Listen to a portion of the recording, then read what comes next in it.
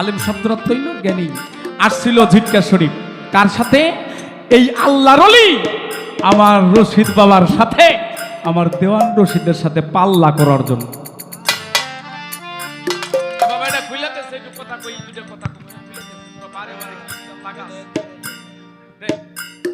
কি করার জন্য আসছিল? ছোট্ট বাবা, আপনারা তো সেই দরবারের ভক্ত, এই কথাগুলো আমাদের জানা দরকার। যত সে দরবার, এটা আসছিল হলো পাল্লা করার জন্য। কি পাল্লা? মনসুর বলেছিল, তখন ছিল মৌলানা মনসুর,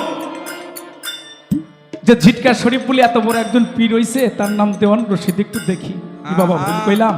আহা, আইসা পড়ছে আল্লাহর ওলি দেওয়ান রশিদ বাবা মাটির মধ্যে বসে বসে বাড়িতে একটু কর্ম করছে। গুরুকে ভালোবাসার অনেক মানুষ আছে না রে? তো যখন